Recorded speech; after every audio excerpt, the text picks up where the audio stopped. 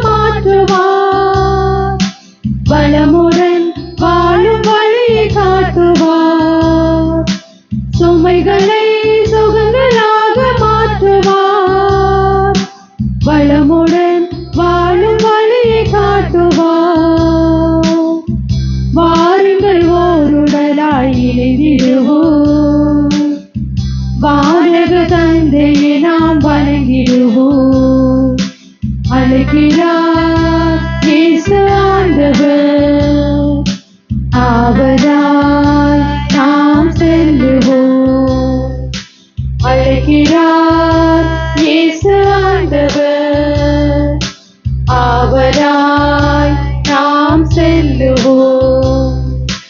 அவர் வழியினில் கலந்திட, அவர் ஒளியினில் நடந்திட, அவர் வழியினில் கலந்திட, அவர் ஒளியினில் நடந்திட, சாட்சிகளாய் என்று வாழ்ந்திட இந்நாளிலே அழைக்கிறார் இயேசு ஆண்டவர், அவராய் நாம் செல்லுவோம்.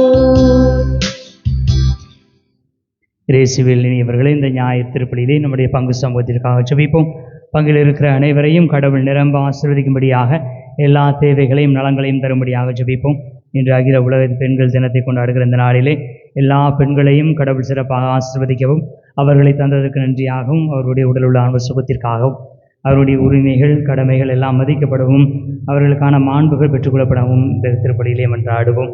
மேலும் இந்த வழியிலே அரசு பொதுத் தேர்வு எழுதி கொண்டிருக்கிற 12ஆம் வகுப்பு எல்லா மாணவிகளையும் கடவுள் நிரம்ப ஆசீர்வதிக்கவும், குறிப்பாக ட்ரினிட்டா ரிக்ஷி, ஆக்னஸ் டினோவை கடவுள் ஆசீர்வதிக்கும்படியாக மன்றாடுகிறார்கள். அலெக்ஸ் செல்வராணி இவர்கள் குடும்பத்தின் நலனுக்காக, பிள்ளைகள் நித்யா, ராபர்ட் இவர்கள் உடல் உள்ள சுகத்திற்காக, குடும்பத்தில் மரித்த நட்சத்திரம் அவருடைய ஆண்மைகளை பாதலுக்காகவும், குடும்பத்தில் மரித்த சிலுவை முத்து, அன்னபாக்கியம், ஜோசப், ராபர்ட் பொன்னையா இவருடைய ஆண்மைகளை பாதலுக்காகவும் செபிக்கிறார்கள். பிரியா, பிரவீன் இவர்கள் குடும்பத்திற்கு கடவுள் செய்தவர்கள் நன்மைகளுக்கு நன்றியாகவும் இன்று பிறந்த நாளை கொண்டாடுகிற பிரியா பிரவீனை கடவுள் நிரம்ப ஆசீர்வதிக்கும்படியாக செபிக்கிறார்கள். இவருடைய கருத்துக்களோடு சேர்த்து நம்முடைய கருத்துக்களுக்காகவும் பலியிலே மன்றாடுவோம். தந்தை, மகன், தூய ஆவியாரின் பெயராலே ஆண்டவராகிய இயேசு கிறிஸ்துவின் அருளும் கடவுளின் அன்பும் தூய ஆவியாரின் நட்புறவும் உங்கள் அனைவரோடும் இருப்பதாக.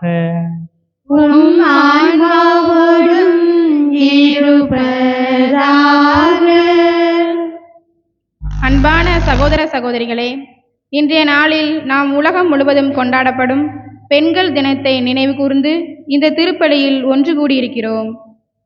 தவக்காலத்தின் 3ஆம் ஞாயிறு திருப்பலியில் பங்கேற்க வந்துள்ள உங்கள் அனைவருக்கும் இயேசுவின் இனிய நாமத்தில் அன்பு வாழ்த்துக்கள்.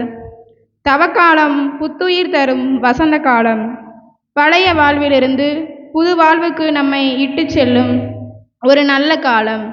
இன்றைய திருவழிபாடு நம்முடைய ஆன்மீக தியாகத்தை பற்றி பேசுகின்றது. உடல் தியாகத்தை தணிக்க கிணற்று நீரை தேடி வந்த சமாரிய பெண்ணிடம் மீண்டும் தாகம் எடுக்காத நிலைவாழ்வு தரும் வாழ்வு தரும் தண்ணீரை இயேசு வாக்களிக்கின்றார். சமாரிய பெண் தம் குடத்தை விட்டுவிட்டு ஊர் மக்களிடம் இயேசுவை பற்றி அறிவிக்க சென்றது போல நாமும் நம்முடைய பழைய பாவ வழக்கங்களை விட்டுவிட்டு கிறிஸ்துவின் அன்பை பறைசாற்ற அழைக்கப்பட்டிருக்கின்றோம். நாம் ஆழ்மனதில் உள்ள கசப்பு, வெறுப்பு, உலக ஆசைகள் எனும் தாகத்தை தணிக்க வல்லவர் இயேசு ஒருவரே என்பதை நாம் உணரலாம். இன்றைய திருப்பலியில் பெண்களின் மரியாதை, சமத்துவம், அவர்களின் திறமைகள் மலர வேண்டும் என்பதற்காக நாம் இறைவனை நாடுவோம். குடும்பங்களிலும் சமூகத்திலும் பெண்கள் மதிக்கப்படவும் பாதுகாக்கப்படவும் அவர்கள் மூலம் உலகில் அன்பும் அமைதியும் வளரவும் இறைவன் அருள் புரிய வேண்டி இந்த திருப்பலியை பக்தியோடு கொண்டாடுவோம்.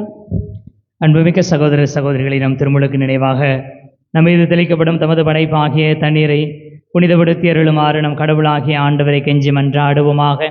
அவரை நமக்கு உதவி அளித்து நம் பெற்றுக்கொண்ட தூய ஆவிக்கு உண்மை உள்ளவர்களாய் நிலைத்திருக்க அருள்வாராக. என்றென்றும் உள்ள எல்லாம் வல்ல இறைவா, வாழ்வின் ஊற்றும் தூய்மையின் தொடக்கமான தண்ணீரின் வழியாக மக்கள் புனிதமடைந்து நிலை வாழ்வின் கொடையை பெற வேண்டும் என்று திருவிழமானீர். இத்தண்ணீரை புனிதப்படுத்தி அருள உமை வேண்டுகிறோம். ஆண்டவரே, உமது நாளாகி என்று உமது அருள் காவலை பெற விரும்புகிறோம். வாழ்வழிக்கும் உமது அருளின் ஊற்றினை மேல் புதுப்பித்தருளும். இத்தண்ணீரினால் எங்கள் உள்ளத்தையும் உடலையும் தீமை அனைத்திலும் இருந்தும் காத்தருள்வீராக. இவ்வாறு நாங்கள் தூய இதயத்துடன் அணுகி வரவும் உமது மீட்பை பெற்றுக்கொள்ளவும் தகுதி பெறுவோமாக. எங்கள் ஆண்டவராகிய கிறிஸ்து வழியாக மன்றாடுகிறோம். எல்லாம் வல்ல இறைவா, தண்ணீர் வளம் பெற அதில் உப்பிட வேண்டும் என்ற இறைவாக்கின் எலிசா வழியாக கற்பித்தீர். உமது படைப்பு பொருளாகி இந்த உப்பை பரிவிரகத்துடன் புனிதப்படுத்தி அருள உம்மை தாழ்மையுடன் வேண்டுகிறோம். ஆண்டவரே, உப்பு கலந்த தண்ணீர் தெளிக்கப்படும் இடமெல்லாம் தீயோனின் தாக்குதல் அனைத்தும் தோல்வியறச் செய்வீராக. உம் தூய ஆவியாருடன் இருந்து எங்களை இடையறாத காத்தருள்வாராக. எங்கள் ஆண்டவராகிய கிறிஸ்து வழியாக உம்மை மன்றாடுகிறோம். ஆமென்.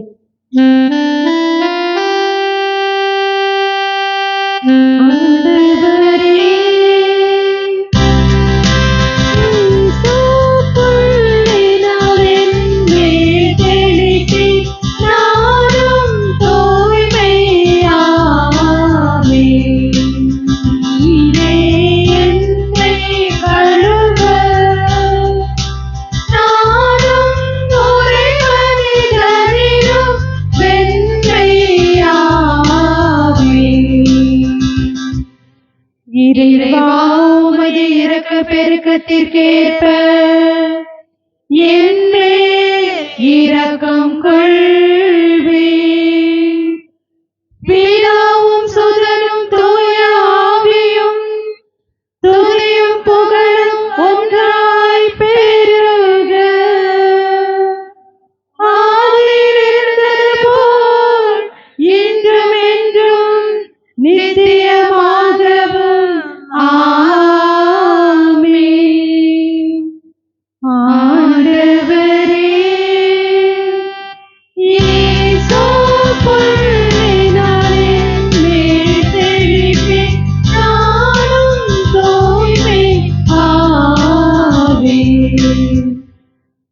எல்லாம் வல்ல இறைவன் நம் பாவங்களில் இருந்து நம்மை தூய்மைப்படுத்துவாராக. நிறக்கரணை கொண்டாட்டத்தின் வழியாக அவர் தம்முடைய ஆட்சியின் விருந்தில் பங்கு கொள்ள நம்மை தகுதி பெறச் செய்வாராக.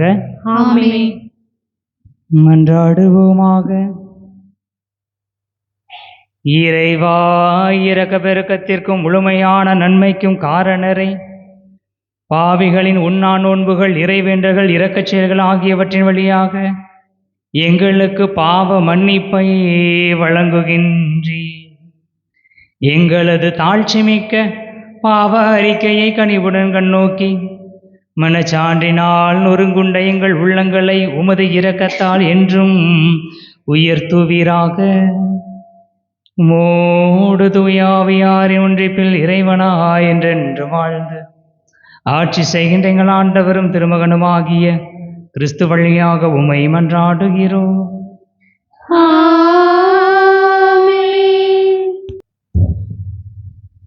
முதல் வாசக முன்னுரை. பாலைவன பயணத்தில் தாகத்தால் தவித்த இஸ்ரேல் மக்கள் இறைவனுக்கும் மோசேக்கும் எதிராக முணுமுணுத்ததை இன்றைய முதல் வாசகம் எடுத்துரைக்கின்றது. ஆயினும் பரிவுள்ள இறைவன் பாறையிலிருந்து தண்ணீரை புறப்பட செய்து அவர்களின் தாகத்தை தணிக்கின்றார். துன்ப நேரங்களில் இறைவனை சோதிக்காமல் அவரே நம் வாழ்வின் ஊற்று என நம்பி இவ்வாசகத்திற்கு கவனமுடன் செவிமடுப்போம்.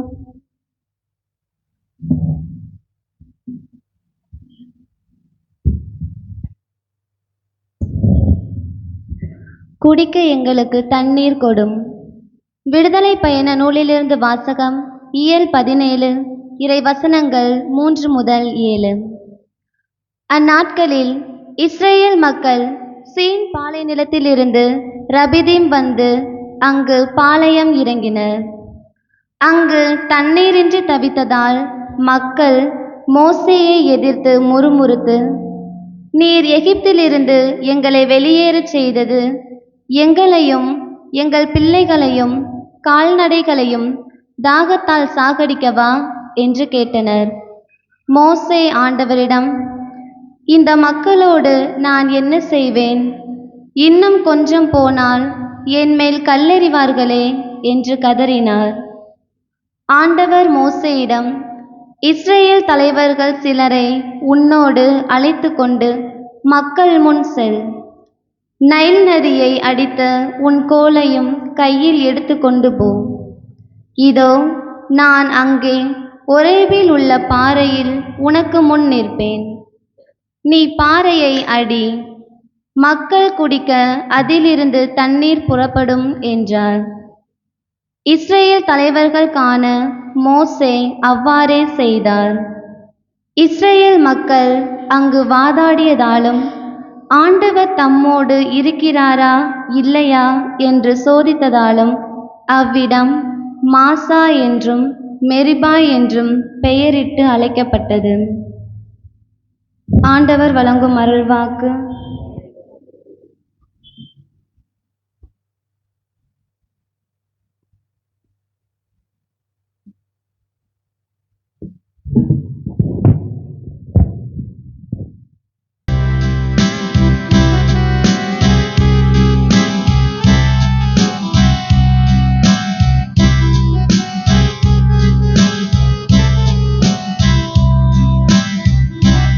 ஆறு கண்கள்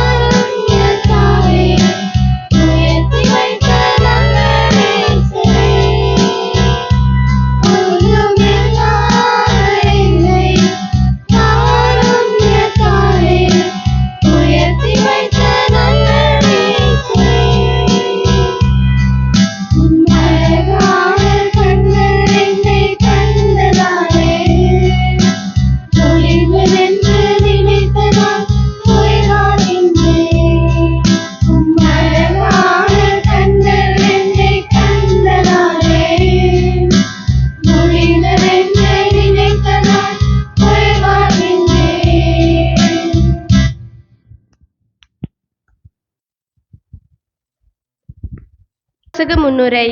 இன்றைய இரண்டாம் வாசகத்தில் இறைவன் நம்மீது கொண்டுள்ள அளவிட முடியாத அன்பை புனித பவுல் அடியார் படம் பிடித்து காட்டுகிறார். நாம் தகுதியற்றவர்களாய் இன்னும் பாவிகளாய் இருந்தபோதே கிறிஸ்து நமக்காக தம் உயிரை கையளித்த உன்னத அன்பை விவரிக்கிறார். தூய ஆவியின் வழியாக நம் இதயங்களில் பொழியப்பட்டுள்ள அந்த அன்பு எக்காலத்திலும் நம்மை ஏமாற்றாத நிலையான நம்பிக்கையை தருகிறது. இந்த தெய்வீக அன்பை நம் வாழ்வில் அனுபவிக்க இவ்வாசகத்தை மனமார்ந்த பக்தியுடன் கேட்போம். தூய ஆவியின் வழியாய் கடவுளின் அன்பு நம் உள்ளங்களில் பொழியப்பட்டுள்ளது. திருத்தூதர் பவுல் உரோமையருக்கு எழுதிய திருமுகத்திலிருந்த வாசகம், அதிகாரம் 5, இறை வசனங்கள் 1 முதல் 2 மற்றும் 5 முதல் 8. சகோதரர் சகோதரிகளே, நாம் கொண்டுள்ள நம்பிக்கையின் மூலம் கடவுளுக்கு ஏற்புடையவராகியுள்ள நாம் நம் ஆண்டவராகிய இயேசு கிறிஸ்துவின் வழியாய் கடவுளோடு நல்லுறவு கொண்டுள்ளோம். நாம் இப்போது அருள்நிலையை பெற்றிருக்கிறோம். இந்நிலையை அடையும் உரிமை இயேசு கிறிஸ்து மீது கொண்ட நம்பிக்கையால் தான் அவர் வழியாகவே நமக்கு கிடைத்தது. கடவுளின் மாட்சியில் பங்கு பெறுவோம் என்னும் எதிர்நோக்கில் நாம் பெருமகிழ்வும் கொள்ள முடிகிறது. அந்த எதிர்நோக்கு ஒருபோதும் ஏமாற்றம் தராது. ஏனெனில் நாம் பெற்றுள்ள தூய ஆவியின் வழியாய் கடவுளின் அன்பு நம் உள்ளங்களில் பொழியப்பட்டுள்ளது. நாம் இறைப்பற்று இன்றி வலுவற்று இருந்தபோதே குறித்த காலம் வந்ததும் கிறிஸ்து நமக்காக தம் உயிரை கொடுத்தார். நேர்மையாளருக்காக ஒருவர் தம் உயிரை கொடுத்தாலே அரிது. ஒருவேளை நல்லவர் ஒருவருக்காக யாரேனும் தம் உயிரை கொடுக்க துணியலாம். ஆனால் நாம் பாவிகளாய் இருந்தபோதே கிறிஸ்து நமக்காக தம் உயிரை கொடுத்தார். இவ்வாறு கடவுள் நம்மீது கொண்டுள்ள தம் அன்பை எடுத்து காட்டியுள்ளார். இது ஆண்டவர் வழங்கும் அருள்வாக்கு. நன்றி.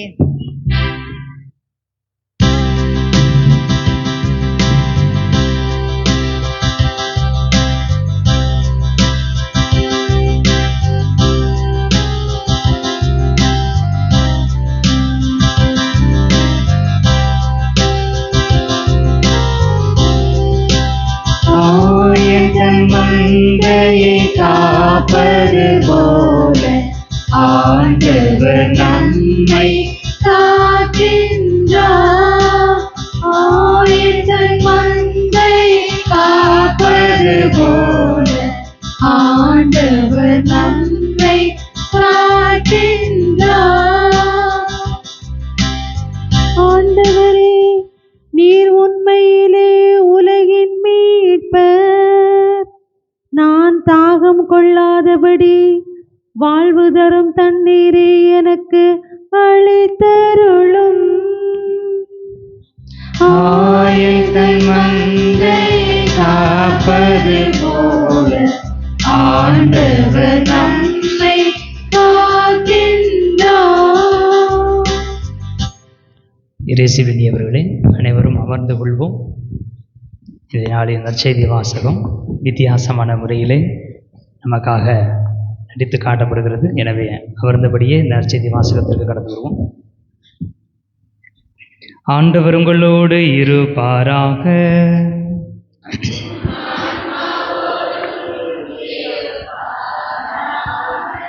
யோவான் எழுதிய தூய நற்செய்தியிலிருந்து வாசகம்.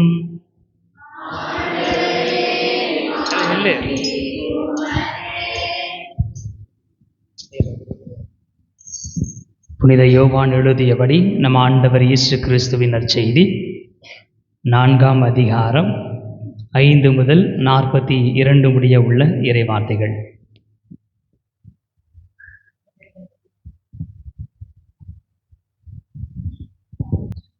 அக்காலத்தில் இயேசு சமாரியாவில் உள்ள சிக்கார் என்னும் ஊருக்கு வந்து சேர்ந்தார்.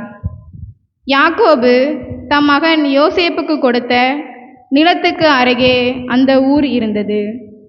அவ்வூரில் யாக்கோபின் கிணறும் இருந்தது.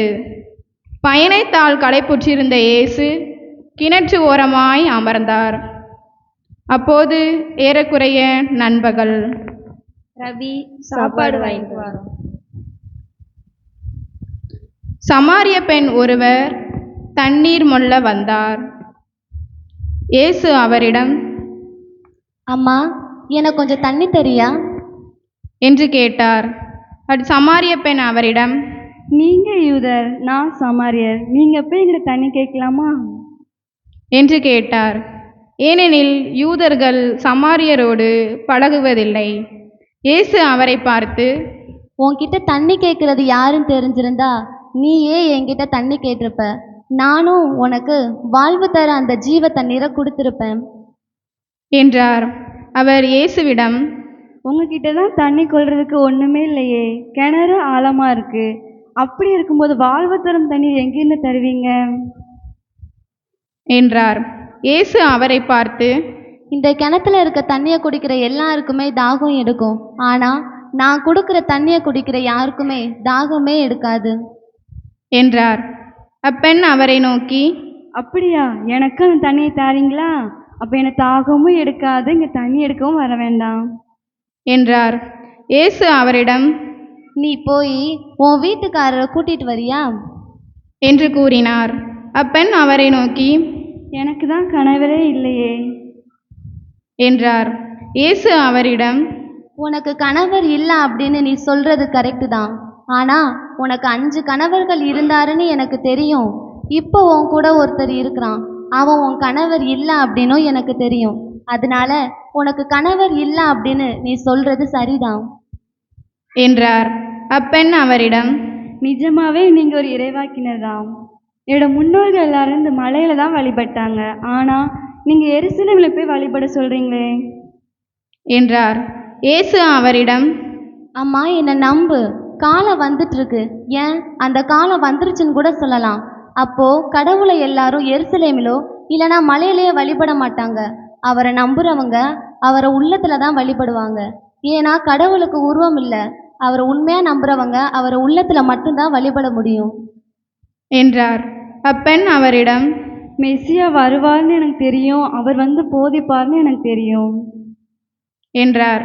இயேசு அவரிடம், உன்கிட்ட பேசிட்டு இருக்கிற நான் தான் அந்த மெஸ்ஸியா என்றார்.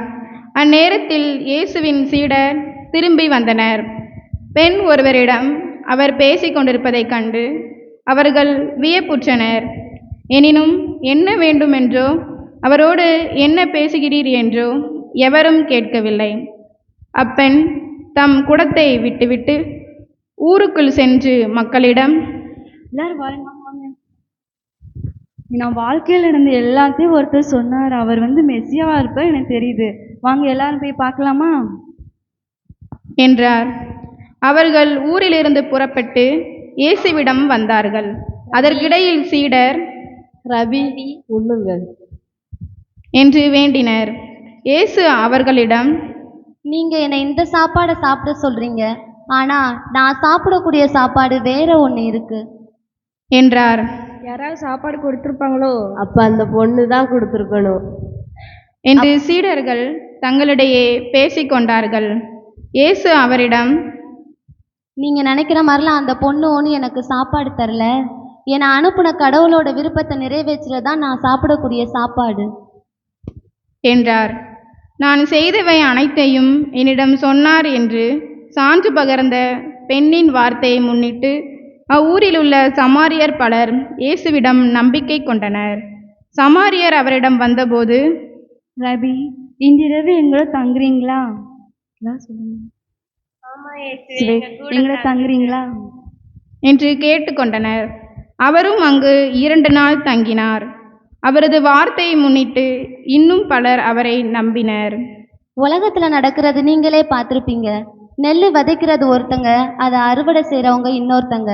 ஆனால் விதைக்கிறவங்களும் சந்தோஷப்படுறாங்க, அதை அறுவடை செய்கிறவங்களும் சந்தோஷப்படுறாங்க. அதே மாதிரி தான் நீங்கள் விதைக்காத இடத்துல நீங்கள் அறுவடை செஞ்சு அந்த அறுவடையில் நீங்கள் சந்தோஷமாக இருப்பீங்க. அவர்கள் அப்பெண்ணிடம், உங்க பேச்சை கேட்டு நாங்க நம்பல. அவர் எங்களோட தங்கினாரு, அவர் எங்களோட பேசினாரு. உண்மையிலே இவர் உலக மீட்பர் தான். ஆமா, இவர் உண்மையிலே உலக மீட்பர் தான் என்றார்கள். ஆண்டவரின் அருள்வாக்கு. கிறிஸ்துவே உமக்கு புகழ். இயேசுவில் இனியவர்களே,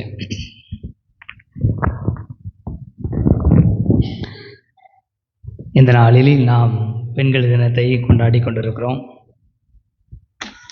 நம்முடைய பிள்ளைகள் அருமையாக நற்செய்தியை நம் முன்பாக நடித்து காட்டியிருக்கிறார்கள். கடவுள் எழுப்பி அவர்களை பாராட்டுகள் தெரிவித்துக் கொள்வோம்.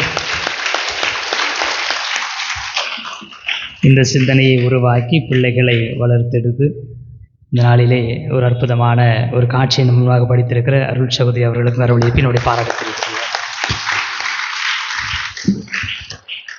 அன்பார்ந்தவர்களே, பெண்களுக்கு இயல்பான ஒரு பண்பு உண்டு, கொடுக்கிறது. ஏவாளை பார்க்கிறோம். ஏவாளை பல நேரங்களில் இந்த சமூகம் தவறாகத்தான் புரிந்திருக்கிறது. இந்த உலகம் நாசமாக ஒரு காரணம் யார் தான்? ஏவாள் அப்படின்னு சொல்லி வச்சிருக்கு. கடவுள் அழகான உலகத்தை படைத்திருந்தார். அந்த உலகத்தில் எல்லா மரங்களை வைத்திருந்தார். சாப்பிட வர எந்த மரத்தின் கனியும் கிடைக்கலையா, அந்த ஒரு மரத்தின் கனி தான் கொடுக்கணுமா என்றெல்லாம் நம்ம பேசுகிறோம். ஆனால் விடுதலை இறையியலாளர்கள் என்ன சொல்கிறார்கள், இல்லை குறிப்பாக பெண்ணிய இறையியலாளர்கள் என்ன சொல்கிறார்கள், இந்த உலகம் தானாக சிந்திப்பதற்கும் அறிவை பயன்படுத்தி கொள்வதற்கும் காரணமாக இருந்தது ஏவாள். அவர் மட்டும் அந்த அறிவின் மரத்தின் கனியை உண்ணாதிருந்தால் இன்று மனிதர்களுக்கு தானாக சிந்திக்கிற பகுத்தறிவு என்று சொல்லுகிற இந்த அறிவு வந்திருக்குமா? வந்திருக்க தேவையில்லை. எனவே தான் பறித்து உண்கிறார். தான் பறித்து உண்டு தான் பெற்ற அந்த அறிவை தன்னோடு வைத்துக் கொள்ளவில்லை. மாறாக தன்னுடன் இருக்கிற தன் கணவருக்கும் கொடுக்கிறார். நான் மட்டும் ஒரு அறிவாளியாக இருக்கணும்னு அவசியம் இல்லை, நீயும் அறிவாளியாக இரு. இனி இவர்களே பொதுவாக சொல்லுவாங்க, ஒரு ஆண் கல்வி கற்றால் அந்த அறிவு அவனுக்கானது, ஒரு பெண் கல்வி கற்றால் அந்த அறிவு குடும்பத்திற்கானது. அப்போ எப்பொழுதுமே ஒரு பெண் பறந்துபட்டு நிற்கிறான். அந்த அறிவை தான் பெற்றுக்கொண்ட மகிழ்வை எல்லாருக்கும் கொடுப்பவராக இருக்கிறார். ஆண் கொடுக்க மாட்டான்னு கிடையாது, கொடுக்க தேவையில்லை. நம்ம அப்போ ஒரு ஆணுக்கு அறிவு கிடைச்சிச்சுன்னா, ஒரு வேலை கிடைச்சுன்னா வேலை செய்ய குடும்பத்தை காப்பாற்ற அப்படின்னு. ஆனால் பெண் பெரும்பாலும் வேலைக்கு செல்லலைன்னா வீட்டில் உட்காந்து தன் பிள்ளைகளுக்கு சொல்லிக் கொடுக்கறது, பக்கத்து வீட்டில் போய் பேசுறது, அந்த மாதிரி என்ன செய்யறது, ஒரு அறிவை பகிர்ந்து கொள்கிற ஒரு சமூகம் இருக்கும். இனி இவர்கள் இந்த பின்னணியிலே இன்றைய நற்செய்தி வாசகத்தை பார்க்கும்படியாக அன்போடு கேட்டுக்கொள்கிறேன். வழக்கமாக அந்த வாசிக்க அமைச்சர்லாம் நம்ம எடுத்த உடனே சமாரிய பெண் அப்படின்னு சொன்ன உடனே என்ன செய்வோம், அவருக்கு 5 கணவர் இருந்தாராமே, அவர் எப்படிப்பட்ட பொண்ணாக இருப்பா, இந்த பொண்ணு எப்படி, ஏசு அவரை திருத்துறதுக்கு தான் அங்கே போனார் அப்படிலாம் நம்ம செஞ்சுருப்போம், யோசித்துருப்போம். அறிவியல் அறிஞர்கள் அல்லது விவிலிய அறிஞர்கள் இதில் ஒரு மாற்று கோணத்தை கண்டுபிடிக்கிறார்கள். காலம் காலமாக சொல்லிக்கொண்ட வந்த விஷயங்கள் உண்மையா இருக்கலாம், ஆனால் இந்த மரபார்ந்த எண்ணங்களை கடந்தும் சில உண்மைகள் இருக்கிறது என்பதை கண்டுகொள்ள வேண்டும். அவருடைய அந்த உரையாடலை நீங்க பார்த்தீங்கன்னாலே ஒரு மரபார்ந்த எண்ணத்திலிருந்து ஒருவர் எப்படி மாறுபட்டு இருக்கிறார், அல்லது மரபார்ந்த அனுபவங்களை ஒருவர் எப்படி சரியாக புரிந்து கொள்கிறார், சரியாக அணுகுகிறார் என்பதை குறித்து இந்த உரையாடலில் பார்க்கலாம். எடுத்த உடனே நீ பாருங்க, சமாரிய பெண் நிற்கிறார், இயேசு அந்த இடத்துல இருக்கிறார், ரொம்ப தாகம். மணி எத்தனை மணி சொன்னாங்க? நடுப்பகல். அப்போ எவ்வளோ வெயில் அடிச்சிருக்கும்.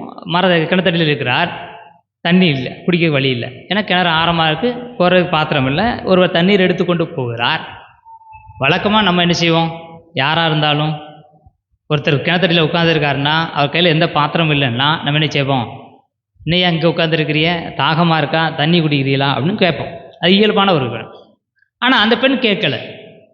இயேசு என்ன செய்கிறார், கேட்கிறார், ஏமா எனக்கு கொஞ்சம் தண்ணி கொடு என்று கேட்கிறார். அப்போ அந்த பெண் ஏன் சொல்கிறார், நீர் யூதர், நாங்கள் சமாரியர், நீங்கள் எப்படி என்கிட்ட பேசலாம், எப்படி என்கிட்ட தண்ணி கேட்கலாம்? இனி இவர்களே இயல்பாக பெண்களுக்குரிய பண்பு என்ன, தான் சாப்பிடும்போது யாராவது இருந்தால் யாருனாலும் ஏதாவது கொடுத்துட்டு வெண்மையா அப்படி கேட்டு சாப்பிட்றது, தண்ணி கொடுத்து சாப்பிடுறது, அதுதான் பெண்களுடைய இயல்பான பண்பு. ஆனால் ஏன் இந்த சமாரிய பெண் கேட்கல? ஏன்னா மரபு என்ன சொல்லுகிறது, நீங்கள் என்கிட்ட பேசக்கூடாது, நான் உங்கள்கிட்ட பேசக்கூடாது, அதனால் நான் பேசாமல் போகிறேன். மரபார்ந்த எண்ணத்தை அவர் வெளிப்படுத்துகிறார். அதில் இயேசு சொல்கிறார், என்கிட்ட தண்ணி இருந்துச்சுன்னா நீ என்கிட்ட கேட்டிருந்தீன்னா நான் உனக்கு கொடுத்துருப்பேன். இப்போ அந்த பெண் சற்று யோசித்து பார்க்கிறார். நான் அவருக்கு தண்ணீர் கொடுக்கவில்லை, தண்ணீர் கொடுக்கிற போது கூட அவர் கேட்டது போது கூட நான் நினச்சேன் கொடுக்க முடியாது, நீங்கள் வேற ஆட்கள் நான் வேற ஆட்கள் அப்படி சொல்லியிருக்கிறேன். ஆனால் அவர் என்ன சொல்லுகிறார், நீ என்கிட்ட கேட்டிருப்பீனா நான் உனக்கு கொடுத்துருப்பேன், நீ வேற ஆள்னா பார்த்துருக்க மாட்டேன். இப்போ அந்த பெண் என்ன நினைக்கிறார், அவர் ஒரு பெரிய மனிதராக இருக்க வேண்டும். நீர் யூதர் என்று சொன்ன சமாரிய பெண் இப்பொழுது என்ன சொல்கிறார், ஐயா தண்ணி எடுக்க உங்கள்கிட்ட ஒன்றுமே இல்லையே. இனி இவர்களே அப்படியே குரல் மாறுகிறது, எண்ணங்கள் மாறுகிறது. அப்போ என்ன சொல்கிறா, இப்போ நீங்கள் பேச ஆரம்பிச்சிட்டிங்க, அதனால் சும்மா இருக்க விரும்பலை.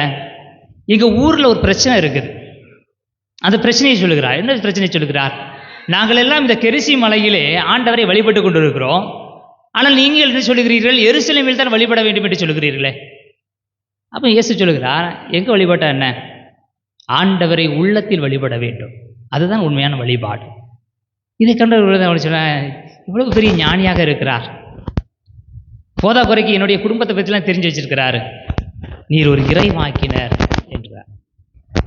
அப்போ சொல்லுகிறார், உங்களுக்கு இறைவாக்கினர் யாரும் தெரியாதா, உண்மையான வழிபாடுகள் பற்றி தெரியாதா, மெசியா வருகிற பொழுது அவர் சொல்லுவார். பேசி சொல்லுகிறார், உன்னோடு பேசி கொண்டிருக்கிற நானே அவர்.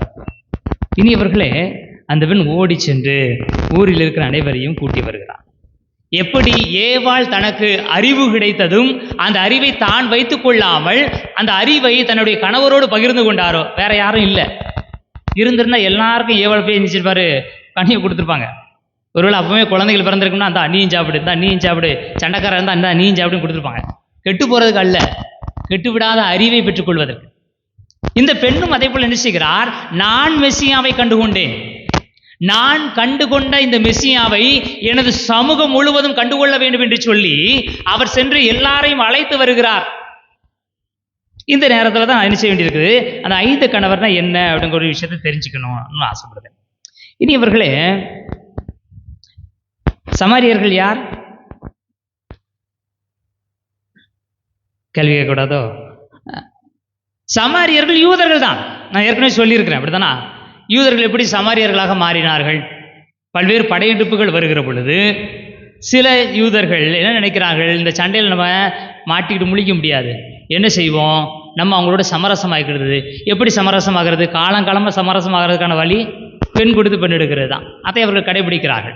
இப்போ யூதர்கள் பரிசேயர்கள் என்ன சொல்கிறாங்க, நாமெல்லாம் பரிசுத்த ரத்தம் கொண்டவர்கள், உண்மையான கடவுளை வழிபடுகிறவர்கள், அவங்க அந்நிய தெய்வத்தை வழிபடுறவங்க, நீங்கள் எப்படி பொண்ணு கொடுத்து பொண்ணு வாங்குவீங்க, நீ கொடுத்து வாங்கினால ஊர்லேருந்து உங்களை விலைக்கு வைக்கிறோம்.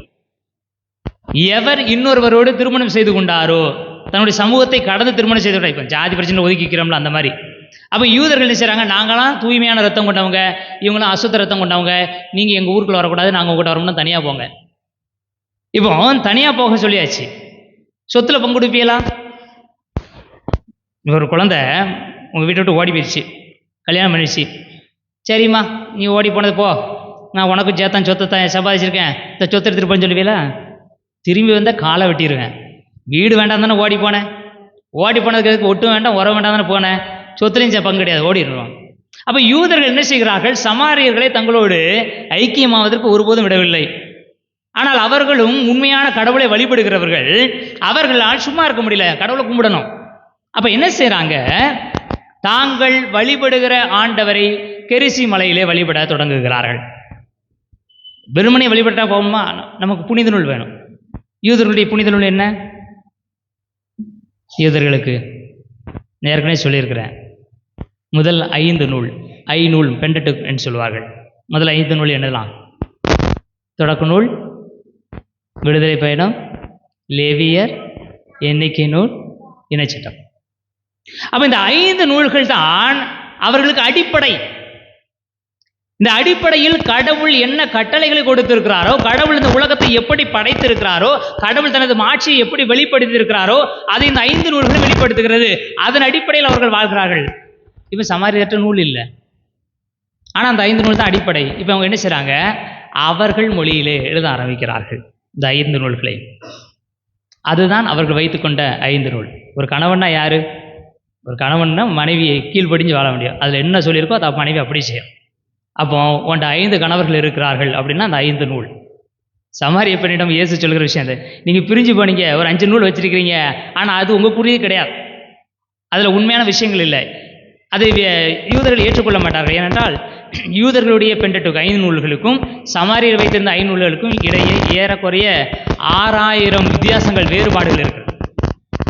அந்த சமாரியர்களுடைய 5 நூல்களில் அதிகமாக அவர்கள் கெரிசி மலையை மையப்படுத்தி எழுதுவார்கள். ஏன்னா இவங்க எருசலேம் மலையை விட மாட்டேன்ட்டாங்களா, அப்போ நான் இதை சொல்கிறேன் அப்படின்னு சொல்லி கெரிசி மலையை மையப்படுத்தி எழுதியிருப்பார்கள். அதெல்லாம் வேறுபட்டு மாறிவிட்டு அப்படின்னு சொல்லி நீ 5 கணவர் வச்சிருந்த, ஆனால் அது உங்களது கிடையாது, அது இங்கிருந்து இன்னொரு எடுக்கப்பட்டது. ஸோ 5 நூல்களை கணவர் என்று சொல்லுகிறார்கள் என்று விவிலிய அறிஞர்கள் கருதுகிறார்கள். அதனால் அந்த பொண்ணுக்கு 5 புருஷன் இருந்தாலாம், அது நேர்மறையான பண்பே கிடையாது. அவர்கள் 5 நூல்களை வணங்கினார்கள், 5 நூல்களின் அடிப்படையில் வாழ்ந்தார்கள். யூதர்கள் வைத்திருந்த அடிப்படையான நூல்களை அவர் கடைபிடிக்கவில்லை. ஒருவேளை அந்த பொண்ணு மோசமான பொண்ணாக இருக்கட்டும், நீங்கள் சொல்கிற மாதிரி அவள் கூப்பிட்டு அந்த சமாரியர்கள் எப்படி வந்திருப்பாங்க? உன் யோக்கியதை தெரியாதா, உன்கிட்ட ஒரு விஷயம் வந்து பேசுதாரோ வார அங்கே அதை பார்த்து அப்படி சொல்லியிருப்பாங்க, அப்படித்தானா? ஆனால் அவர் சொன்ன விஷயம் 5 நூல்களை குறித்து சொல்லப்பட்ட விஷயம். ஆனால் காலங்காலமாக நம்ம இன்னும் மரபார்ந்த விதத்திலே இருக்கும். இந்த சமாரிய பெண்ணுடைய நூலை வாசிக்கும் போதெல்லாம் நமக்கு படார்னு மைண்டில் வர்றது என்னது, அவளுக்கு 5 புருஷன் தான், அதுதான் நம்ம மைண்ட் வரும். மற்ற விஷயங்கள்லாம் வராது, அது நமக்கு தேவையும் இல்லை. ஆனால் அது எவ்வளவு ஆத்மார்த்தமான உண்மைகள் எல்லாம் சொல்லப்பட்டிருக்கிறது. கடவுளை வழிபடுகிறவர்கள் ஆவியிலும் உண்மையிலும் வழிபட வேண்டும், அதெல்லாம் நம்ம யோசிக்கிறதே இல்லை. விதைக்கிறவரும் அறுக்கிறவரும் சேர்ந்து மகிழ்ச்சி வருகிறார்கள், கண்டுகொள்வதே இல்லை. சமாரிய பண்ணா அவளுக்கு 5 புருஷன் தான். ஆனால் 5 புருஷங்கிறது என்னது? 5 நூல்கள். அவர்கள் அந்த உண்மைக்கான நூல்களுக்கு இணையாக அவர் எழுத்திருந்தார்கள். அதில் வேறுபட்டிருந்ததால் அவர்கள் ஏற்றுக்கொள்ளவில்லை. அது மாறுபட்ட ஒரு கருத்தை கொண்டு நீங்கள் அதை பின்பற்றி கொண்டிருக்கிறீர்கள், கணவனை பின்பற்றுவது போல, அது வல்ல என்று சொல்கிறார். அப்ப இனியவர்களே, இந்த சமாரிய பெண்ணுடைய வாழ்க்கையிலிருந்து நம்ம என்ன கற்றுக்கொள்கிறோம்? தான் அறிந்த ஒரு உண்மையை அவர் எல்லாருக்கும் கொண்டு போய் சொல்லுகிறார். ஊர்க்காரங்க எல்லாத்தையும் கொடுவாங்க. யார் கண்டிப்பா அவ எவ்வளவு யோக்கியமா இருந்தாலும் எப்படி கிணத்தடி இல்லையா, வாய்ப்பு இல்லையா, ஏன் ஊர் இருக்கு, அவர் ஏன் கிணத்தடியில் இருக்கணும் கேள்வி எழுப்பியிருப்பார்கள். யார் தான் உண்மை சொன்ன உடனே அப்படியானு ஏற்றுக்கிறோம்? ஒரு பொய் சொன்னால் உடனே ஏற்றுக்குவோம். ஆனால் உண்மை சொல்கிற பொழுது 1008 என்ன செய்வோம்? எவிடன்ஸ் கொடு, சாட்சி கொடு, இது எப்படி உனக்கு தெரியும், யார் சொன்னா, சொன்னது உண்மையா, எங்கிருந்து வந்துச்சுன்னு சொல்லிப்போம். ஆனால் ஒரு பொய்யினா எந்த விதமான தேவையும் இல்லாமல் ஏற்றுக்கிடும், உடனே ஏற்றுக்கிடும். அப்போ எல்லாரும் வருகிறார்கள், சந்தேகத்தில் தான் வராங்க. அதனால தான் இயேசு தங்கிய பிறகு ஊர்க்காரங்க என்ன சொல்கிறாங்க? நீ சொன்னதுனால இல்லை, நாங்களே நேரடியாக கேட்டோம், நம்பினோம். எனவே இனியவர்களே, இந்த சமாரிய பெண்ணினுடைய வாழ்க்கையை இந்த நாளில் நாம் வாசிப்பதற்கான தேவை என்ன? நாம் தவ காலத்தில் இருக்கிறோம். ஜெபம், தவம், தானம் என்கிற காரியத்தை செய்து கொண்டிருக்கிறோம், கடைபிடித்துக் கொண்டிருக்கிறோம், அதை கடைபிடிக்க முயற்சி செய்து கொண்டிருக்கிறோம். எதனால் அதை செய்ய ஆசைப்படுகிறோம்? ஏனென்றால் இந்த தவ காலத்தில் ஜெபம், தவம், தானம் செய்வதன் மூலமாக எனது பாவங்களுக்கு கழுவாயையும் எனக்கான புண்ணியத்தையும் நான் பெற்றுக்கொள்ள முயற்சி செய்கிறேன். சமாரிய பெண்ணுடைய வாழ்க்கை வரலாறு இந்த நாளில் கொடுக்கப்படக்கூடிய விஷயம் என்னவென்று சொன்னால், தான் அறிந்து கொண்ட உண்மையை, தன்னை கண்டுகொண்ட தெய்வத்தை, தன்னை ஏற்றுக்கொண்ட இயேசுவை எல்லா மக்களுக்கும் அறிமுகப்படுத்துகிறார். அப்ப இந்த தவ காலத்தில் நான் என்னை மட்டும் தூய்மைப்படுத்திக் கொள்கிறேனா? ஜெபம், தானம் செய்வதன் மூலமாக என்னை மட்டும் பரிசுத்தமாக்கிக் கொள்கிறேனா? என்னை மட்டும் ஒப்புரவற்ற மனிதனாக மாற்றிக்கொள்கிறேனா? என்னை மட்டும் கடவுளோடு இணைத்துக் கொள்கிறேனா? அது போதாது. தான் அறிந்து கொண்ட கடவுளை, தான் அறிந்து கொண்ட இயேசுவை, தன்னை ஏற்றுக்கொண்ட இயேசுவை சமாரிய பெண் ஓடி சென்று எல்லா மக்களுக்கும் அறிவித்து அவர்களையும் இயேசுவிடம் கொண்டு வந்து சேர்த்தது போல, தவக்காலத்தில் நான் செய்கிற தவ முயற்சிகள் மூலமாக என்னையும் தூய்மையாக்கி அந்த தூய்மையாக்குகிற பணியை மற்றவருக்கும் கொண்டு போய் சேர்க்க வேண்டிய கடமை நம்மிடம் இருக்கிறது. ஏவாள் அதை செய்தார், சமாரிய பெண் அதை செய்தார். நாமும் அதை செய்வதற்கான அழைப்பை பெறுகிறோம். இந்த எண்ணத்தோடு இந்த நாளை தொடங்குவோம். கடவுள் நம்மை ஆசீர்வதிப்பாராக. எழுந்து நமது நம்பிக்கையை அறிக்கையிடுவோம்.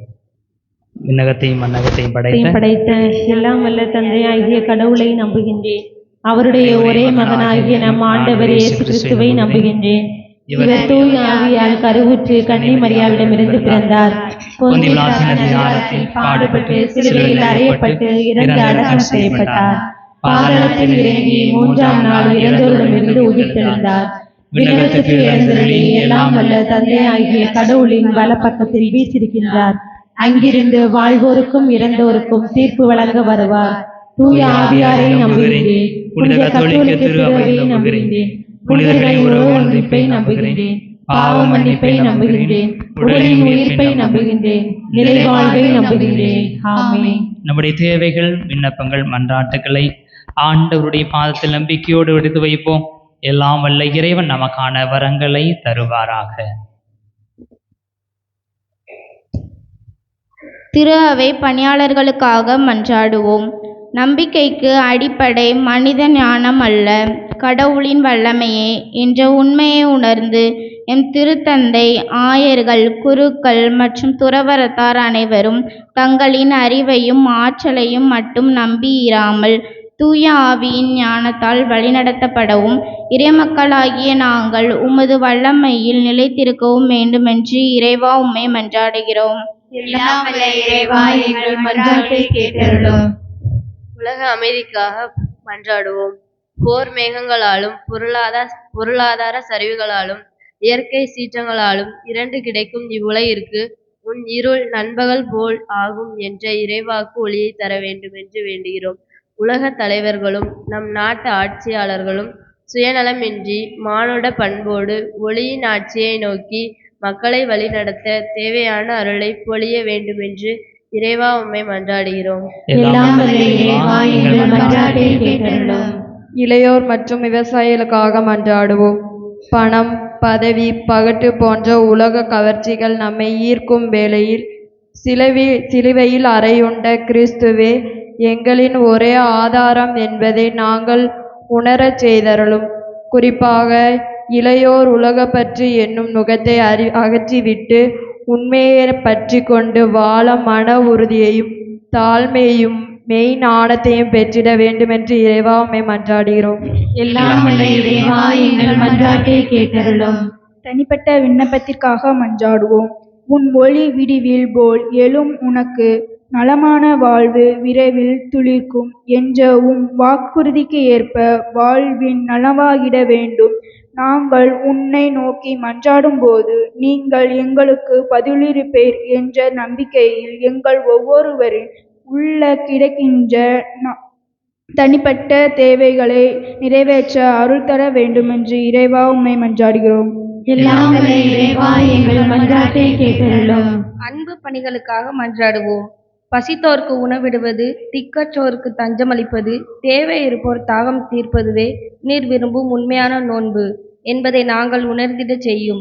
இங்கே கூடியுள்ள நாங்கள் அனைவரும் அறச்செயல்கள் புரிந்து இவ்வுலகிற்கு ஒளியாகவும் உப்பாகவும் திகழவும் எங்கள் நற்செயல்களை காண்போர் விண்ணக தந்தையை போற்றி புகழவும் அருள் தர வேண்டுமென்று இறைவா உம்மை மன்றாடுகிறோம். எல்லாம் வல்ல இறைவா, எங்கள் மன்றாட்டை கேட்டருளும். அன்பின் இறைவா, இன்றைய திருப்பலியில் பங்கேற்கும் அனைத்து பெண்களும் இறைவனின் அன்பில் வலிமை பெற்று சமுதாயத்தின் ஒளியாக வாழ இறைவன் அருள் புரிய வேண்டுமென்று ஜெபிப்போம். எல்லாம் வல்ல இறைவா, எங்கள் மன்றாட்டை கேட்டருளும். நம்முடைய தனிப்பட்ட தேவைகளுக்காக மன்றாடுவோம்.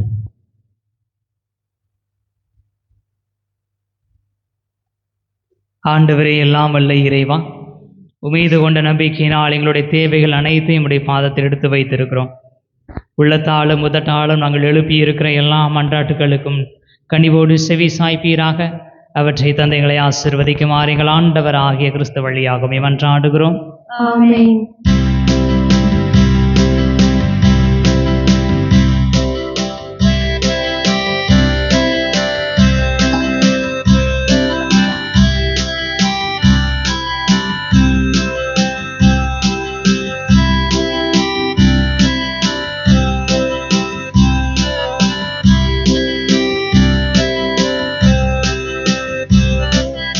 எல்லாம் கருகின்றே தந்தா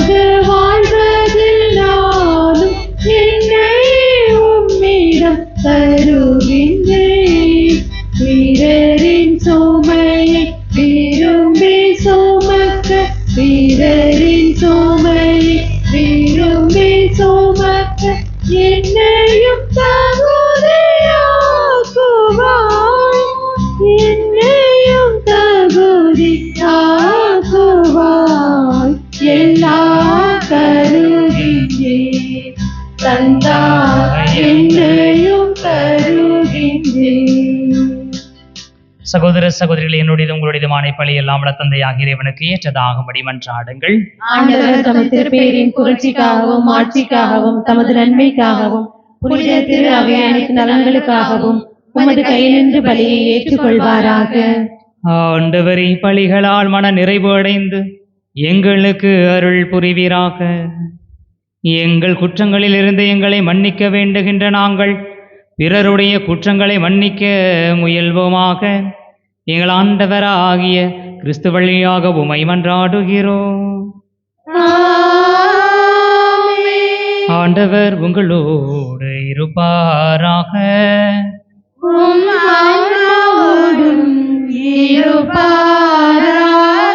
இதயங்களை மேலே எழுப்புங்கள்.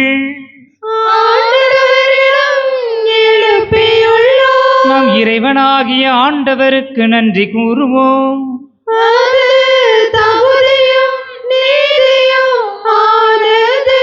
ஆண்டவரை தூயவரான தந்தையே, என்றுமுள்ள எல்லாம் வல்ல இறைவா, எங்கள் ஆண்டவராகிய கிறிஸ்து வழியாக என்னாலும் எவ்விடத்திலும் நாங்கள் உமக்கு நன்றி செலுத்துவது மெய்யாகவே தகுதியும் நீதியும் ஆகும்.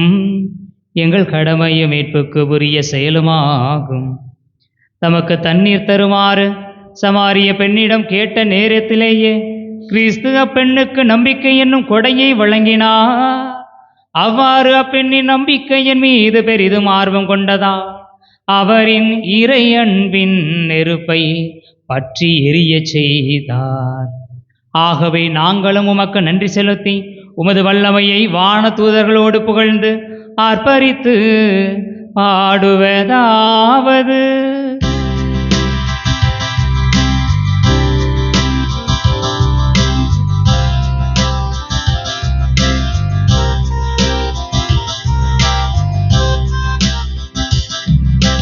தூயவர் தூயவர் தூயவர் வான்படைகளின் கடவுளாம் ஆண்டவர். விண்ணகமும் மண்ணகமும் உமது மாட்சியால் நிறைந்துள்ளன. உன்னதங்களிலே ஓசன்னா, உன்னதங்களிலே ஓசன்னா. ஆண்டவர் பெயரால் வருகிறவர் ஆசி பெற்றவர். உன்னதங்களிலே ஓசன்னா, உன்னதங்களிலே ஓசன்னா. ஆண்டவரே, நேர்மையாகவே தூயவர், தூய்மை அனைத்துக்கும் ஊற்று. ஆகவே உம்முடைய ஆவியை பொழிந்தே காணிக்கைகளை தூய்மைப்படுத்தமை வேண்டுகிறோம். இவ்வாறு எங்கள் ஆண்டவர் இயேசு கிறிஸ்துவின் உடலும் இரத்தமுமாக எங்களுக்கு இவை மாறுவனவாக. அவர் பாடுபட உளம் கனிந்து தம்மை கையளித்த போது அப்பத்தை எடுத்து நன்றி செலுத்தி அதை விட்டு தம் சீடர்களுக்கு அளித்து கூறியதாவது: அனைவரும் இதிலிருந்து பெற்று உண்ணுங்கள், ஏனெனில் இது உங்களுக்காக கையளிக்கப்படும் என் உடல்.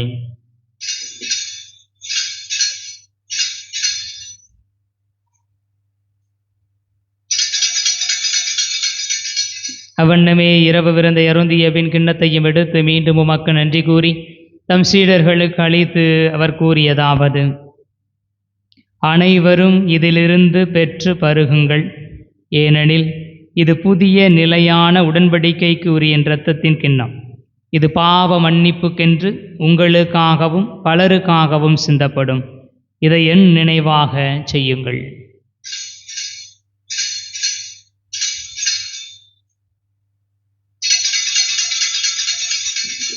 நம்பிக்கையின் மறை பொருள். ஆண்டவரே, வருமளவும் உமது இறப்பினை அறிக்கையிடுகின்றோம், உமது உயிர்ப்பினையும் எடுத்துரைக்கின்றோம். ஆகவே ஆண்டவரே, நாங்கள் கிறிஸ்துவின் இறப்பினையும் உயிர்ப்பினையும் நினைவு கூர்ந்து வாழ்வதரும் அப்பத்தையும் மீட்பளிக்கும் கிண்ணத்தையும் உமக்கு ஒப்புக் கொடுக்கின்றோம். திருமுன் என்று உமக்கு ஊழியம் புரிய தகுந்தவர்களை நீங்கள் ஏற்றுக்கொண்டீர். எனவே உமக்கு நன்றி செலுத்துகின்றோம். மேலும் கிறிஸ்துவின் உடலிலும் இரத்தத்திலும் பங்கு கொள்ளும் எங்களை தூய ஆவியார் ஒன்று சேர்க்க வேண்டுமென உம்மை தாழ்மையுடன் மன்றாடுகிறோம். ஆண்டவரே, உலகெங்கும் பரவி இருக்கும் அது திரு அவையை நினைவு கூர்ந்தருளும். எங்கள் திருத்தந்தையிலேயோ மறைமாவட்ட நிர்வாகி பேரருள் திருமோட்சராஜன் எல்லா திருநிலையினராகிய அனைவரோடும் உமது திரு அவை அன்பில் நிறைவு பெறச் செய்தருளும். மேலும் உயிர்த்தலும் எதிர்நோக்குடன் துயில் கொள்ளும் எங்கள் சகோதரர் சகோதரிகளையும் இறந்தோர் அனைவரையும் இரக்கத்துடன் நினைவு கூர்ந்து உமது திருமுக ஒளியினுள் ஏற்றருளும். எங்கள் அனைவர் மீதும் இரக்கமாயிரும். கடவுளின் கன்னித்தாயான புனித மரியா, அவருடைய கணவரான புனித யோசேப்பு, புனித திருத்தூதர்கள், இவ்வுலகில் முகந்தவராய் இருந்தோர் ஆகிய புனிதர் அனைவருடனும் நாங்கள் நிலை வாழ்வில் பங்கு கொள்ளும் தகுதி பெற்று திருமகன் இயேசு கிறிஸ்து வழியாக உம்மை புகழ்ந்தேத்தும் வரமருள உம்மை மன்றாடுகிறோம்.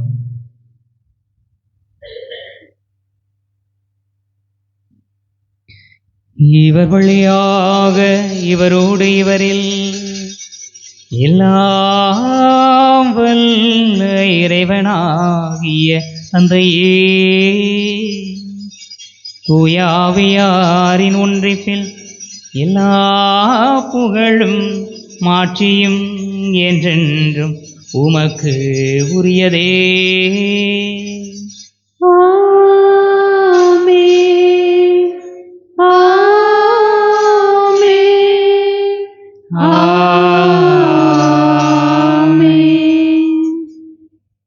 மீட்பரின் கட்டளையால் கற்பிக்கப்பட்டு இறைபடிப்பினையால் பயிற்சி பெற்ற நாம் துணிந்து மன்றாடுவோம். விண்ணுலகில் இருக்கிற எங்கள் தந்தையே, உமது பெயர் தூயது என போற்ற பெறுக. உமது ஆட்சி வருக. உமது திருவுளம் விண்ணுலகில் நிறைவேறுவது போல மண்ணுலகிலும் நிறைவேறுக. எங்கள் அன்றாட உணவை இன்று எங்களுக்கு தாரும். எங்களுக்கு எதிராக குற்றம் செய்வோரை நாங்கள் மன்னிப்பது போல எங்கள் குற்றங்களை மன்னியும். எங்களை சோதனைக்கு உட்படுத்தாதேயும், தீமையிலிருந்து எங்களை விடுவித்தருளும். ஆண்டவரை, தீமை அனைத்திலும் இருந்தும் எங்களை விடுவித்து எங்கள் வாழ்நாளில் அமைதியை கனிவுடன் அருளவும் உம்மை மன்றாடுகிறோம். உமது இரக்கத்தின் உதவியால் நாங்கள் பாவத்திலிருந்து எப்போதும் விடுதலை பெற்று யாதொரு கலக்கமுமின்றி நலமாயிருப்போமாக. நாங்கள் இது நோக்கி இருக்கும் பேரின்பத்துக்காகவும் எமீட்பராகிய இயேசு கிறிஸ்துவின் வருகைக்காகவும் காத்திருக்கின்றோம். ஆட்சியும் வல்லமையும் மாட்சியும் என்றென்றும் உமதே. ஆண்டவரை இயேசு கிறிஸ்துவை, அமைதியை உங்களுக்கு விட்டுச் செல்கிறேன், என் அமைதியையே உங்களுக்கு அளிக்கின்றேன் என்றும் திருத்தூதர்களுக்கு மொழிந்தீரேன். எங்கள் பாவங்களை பாராமல் உமது திரு அவையின் நம்பிக்கையை கண்ணோக்கி உமது திருவுளத்திற்கு ஏற்ப அதற்கு அமைதியையும் ஒற்றுமையும் அளித்தருள்வீராக. என்றென்றும் வாழ்ந்து ஆட்சி செய்கின்றவர் நீரே. ஆண்டவருடைய அமைதி உங்களோடு என்று இருப்பதாக.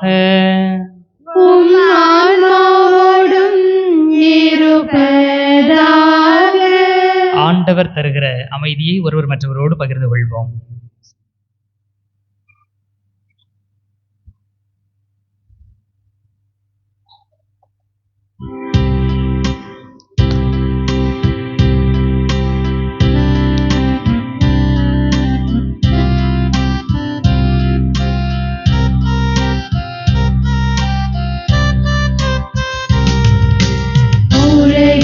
பாவம் போக்கும் இறைவனின் திரு செம்மறியே, எம்மேல் இரக்கம் வையும். உலகின் பாவம் போக்கும் இறைவனின் திரு செம்மறியே,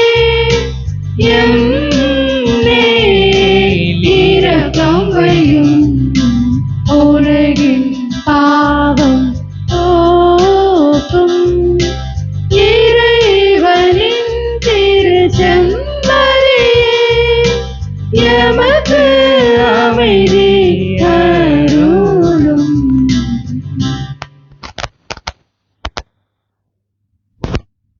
இதோ இறைவனின் செம்மறி, இதோ உலகின் பாவங்களை போக்குபவர். செம்மறியின் விருந்துக்கு அழைக்க பெற்றோர் பேறு பெற்றோர்.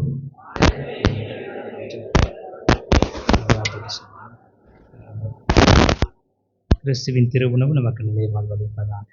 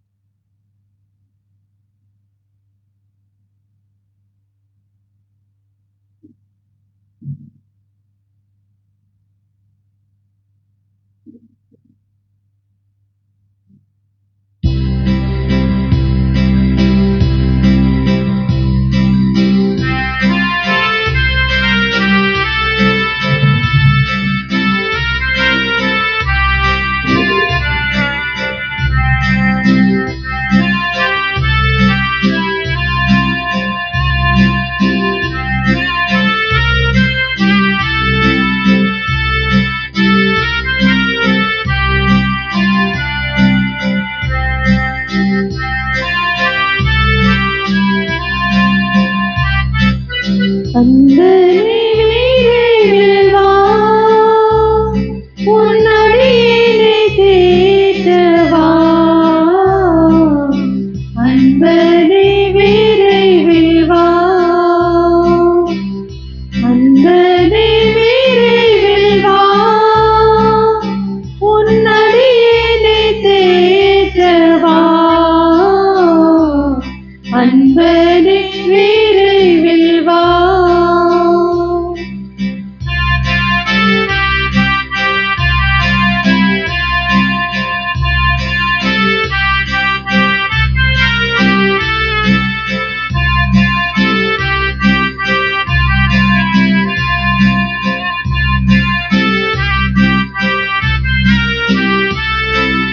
பாவச் சுமையால் பதறுகிறேன், பாதை அறியாது வருந்துகிறேன். பாவச் சுமையால் பதறுகிறேன், பாதை அறியாது வருந்துகிறேன். பாதை காட்டிடும் உன்னையே நான், பாதை காட்டிடும் உன்னையே நான் பாதம் பணிந்து வேண்டுகிறேன். அன்பனே விரைவில் வா, உன் அடியினை தேற்றவா.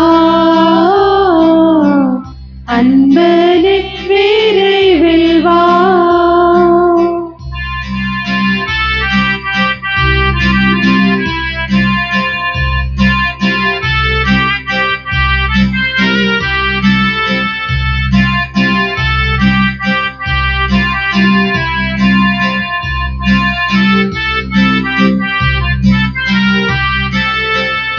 அமைதி வாழ்வை தேடுகின்றேன், அருளை அளிக்க வேண்டுகிறேன்.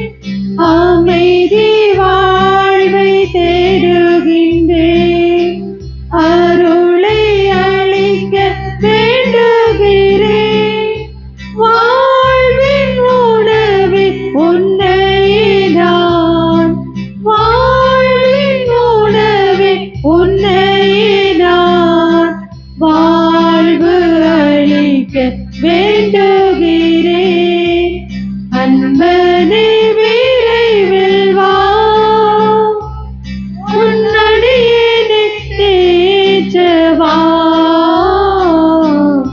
அன்பனே விரைவில் வா.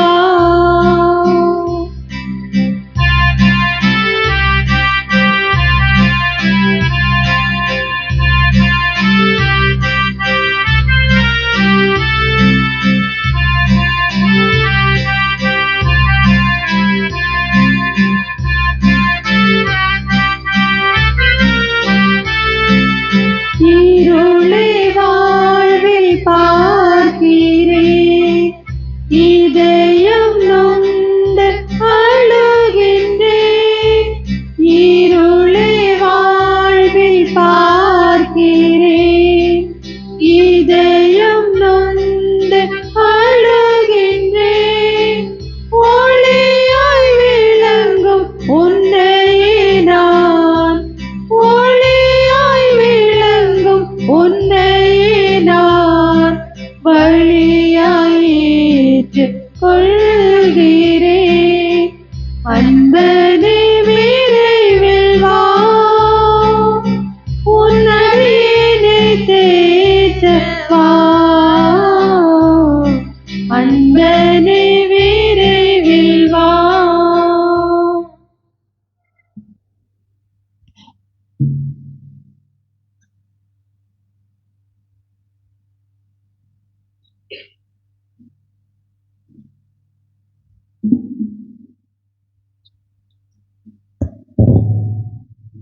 பெண்கள் தினத்திற்கு சிறப்பு ஆசீர்வாத ஜெபம்.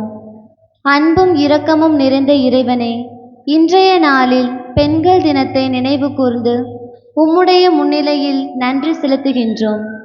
பெண்களை உமது அன்பின் உருவமாகவும் தாய்மையின் அருளின் அடையாளமாகவும் உலகிற்கு அளித்ததற்காக உமக்கு நன்றி செலுத்துகின்றோம். இந்த உலகில் வாழும் எல்லா பெண்களையும் உமது அருளாலும் ஆசீர்வாதத்தாலும் நிரப்பும்.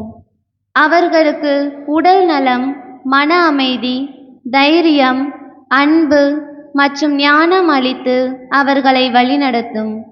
குடும்பங்களின் நம்பிக்கையாகவும் சமுதாயத்தின் ஒளியாகவும் அவர்கள் விளங்க உமது அருள் அவர்களோடு இருப்பதாக.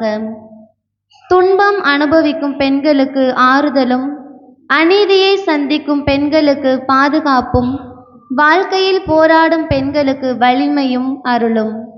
நாம் இறை அன்னையின் அன்பும் பணிவும் அவர்களின் வாழ்வில் மாதிரியாக இருக்க உமது அருள் தந்து ஆசீர்வதியும்.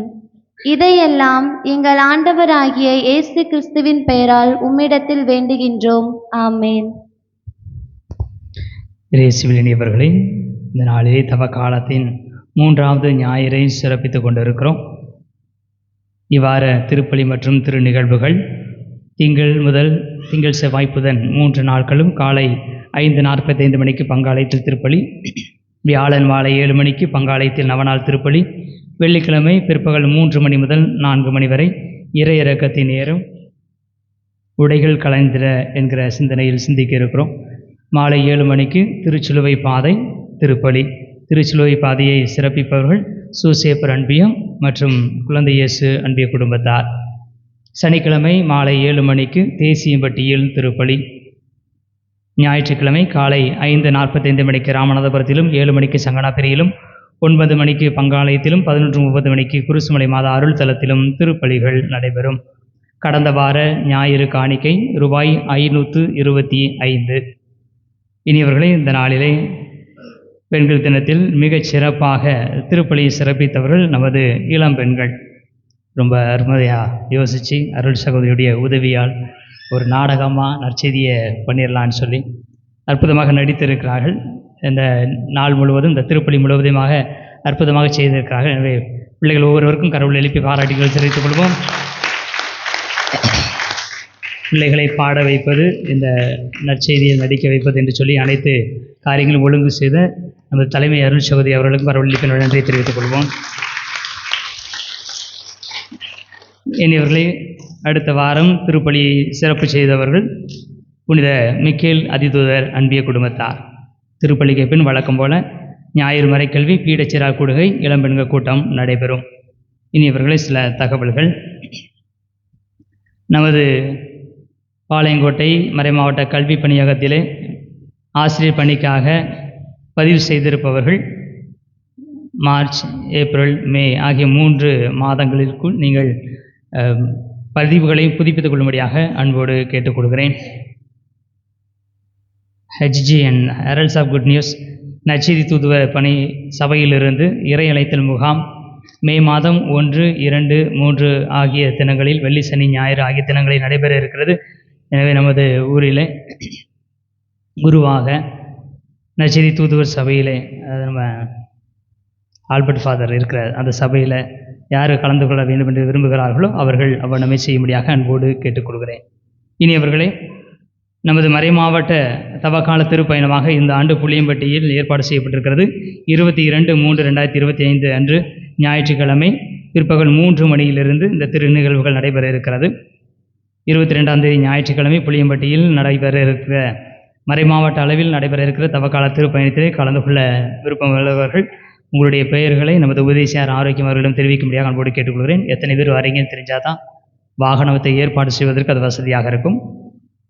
பிற்பகல் 3 மணியிலிருந்து திருநிகழ்வுகள் தொடங்குகிறது. எனவே எல்லா திருநிகழ்வுகளும் கலந்து கொள்ளும்படியாக அன்போடு கேட்டுக்கொள்கிறேன். அனைவரும் எழுந்து ஆண்டவருக்கு நன்றி சொல்லுவோம்.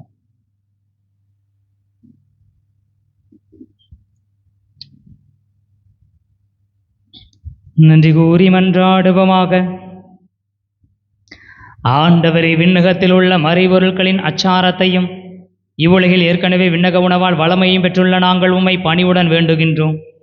அதனால் மறைபொருளாக எங்களில் திகழ்வது செயலளவிலும் நிறைவு பெறுவதாக எங்கள் ஆண்டவர ஆகிய கிறிஸ்து வழியாக உம்மை மன்றாடுகிறோம்.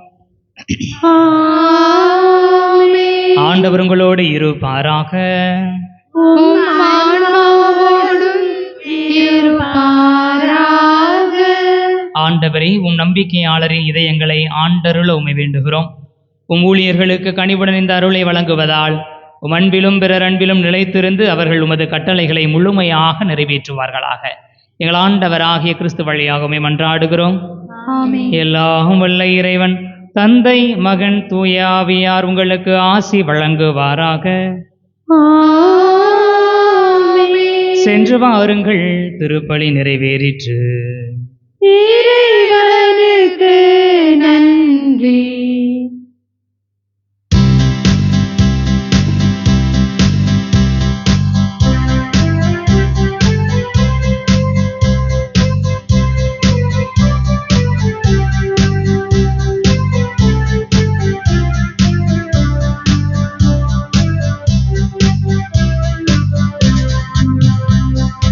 ஆவிரின் குலமலரே, ஒளி தாங்கிடும் மகள் விளக்கே, என்னை காத்திடும் ஆரணங்கே, அருள் சுரந்திடும் தேன் துணையே. தாவீதின் குல